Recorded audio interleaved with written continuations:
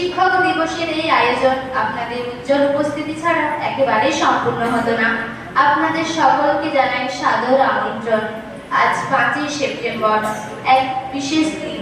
আজ আমরা একত্রিত হয়েছি শিক্ষক দিবস উদযাপনের জন্য।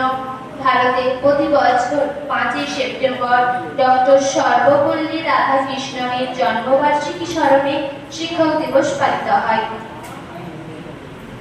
এখন আমরা বীরেন্দ্রনাথ স্যার এবং সঞ্জয় স্যারকে মাল্যদান করার জন্য আহ্বান জানাই।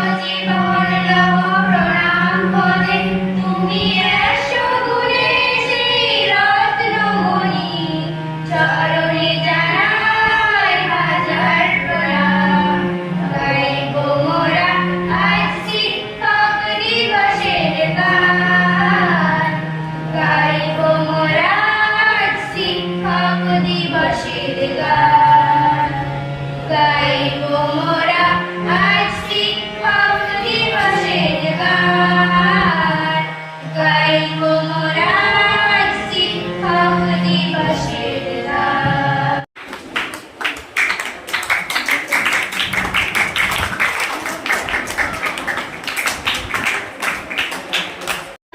আজ আমার নিবেদন কবি চন্দননাথের লেখা কবিতা সবার গুরু।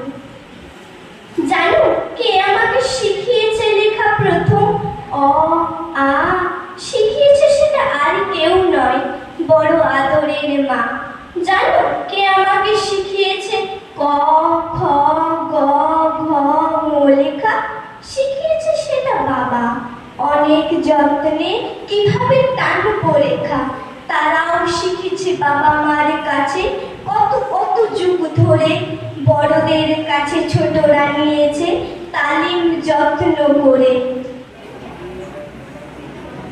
পরবর্তী প্রশ্ন, ডক্টর সর্বপল্লী রাধাকৃষ্ণন ছিলেন সাবেক কততম উপরাষ্ট্রপতি?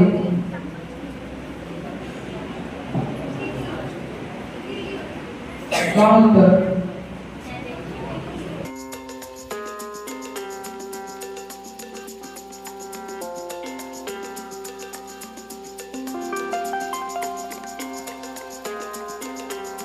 উনি আদর্শ শিক্ষক ছিলেন।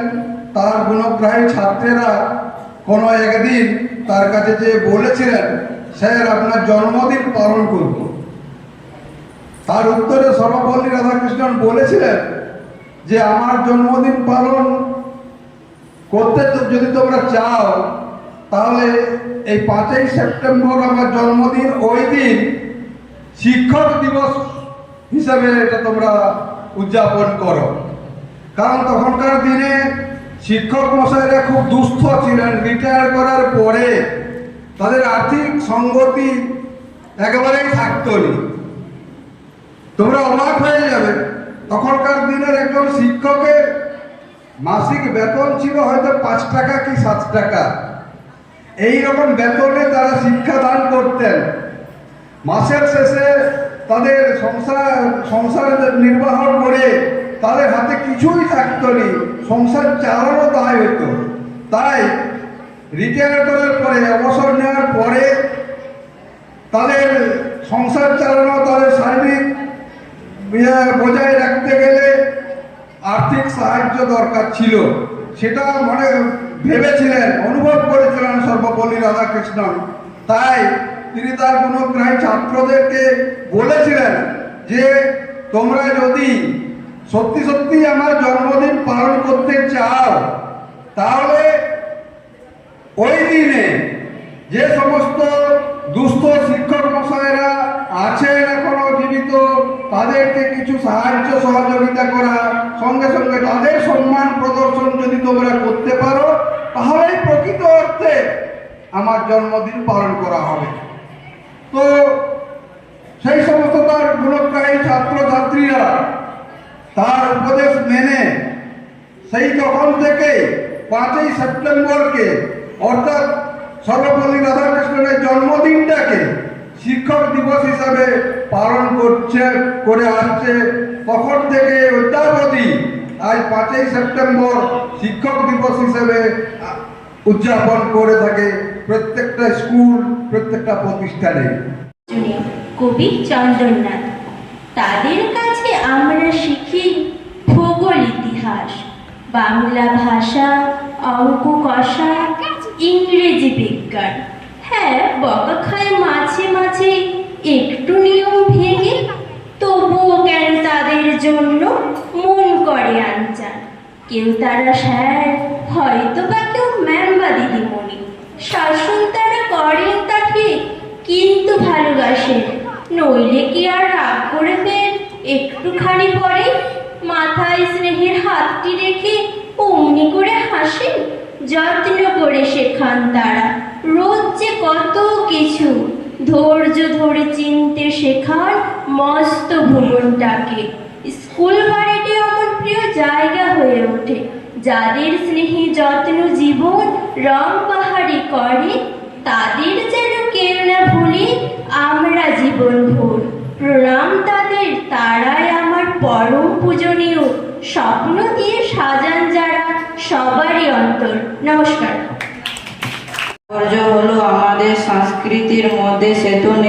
করা।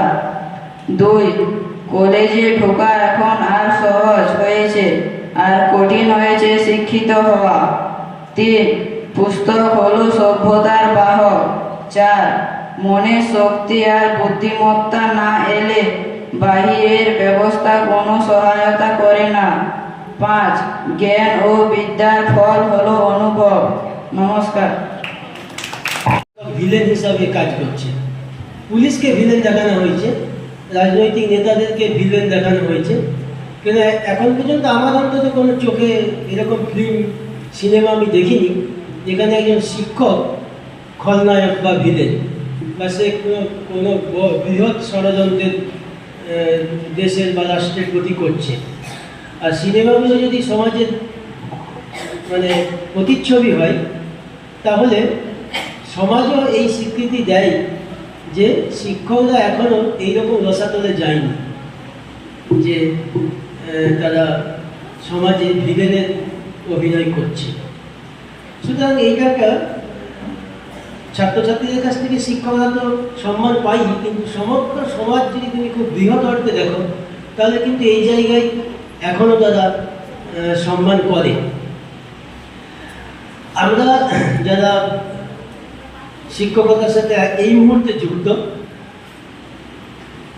তোমরা যারা ভবিষ্যতে শিক্ষক হয়তো হবে, কোনো শিক্ষকই কেউ মানে এখন পর্যন্ত আমার জানা নেই যে ছাত্রছাত্রীদেরকে ইচ্ছে করে মারে বা ইচ্ছে করে বকে, এরকম নয়। খুব বাধ্য না হলে শিক্ষকরা কিন্তু ছাত্রছাত্রীদেরকে বকে না, মারে না, খুব বাধ্য না হলে। তো তোমরা হচ্ছে অমিতাভ বচ্চনের একটা সিনেমা আছে সূর্যবংশ বোধহয়, তো সেখানে দেখবে যে একটা জায়গায় অমিতাভ বলছে যে বাবা মা কা ডাঁট, মানে বাবা মায়ের শাসন, এটা কেমন জানো তো, যেমন একটা পাথরকে চিনি এবং হাতুড়ি দিয়ে আঘাত করে করে তাকে একটা নতুন শেপ দেওয়া হয়। চিনি এবং হাতুড়ির আঘাত যদি কেউ না খায় কোনো পাথর, তাহলে সেটা পাথরই থাকে, সেটা কোনোদিনও মূর্তি হয় না।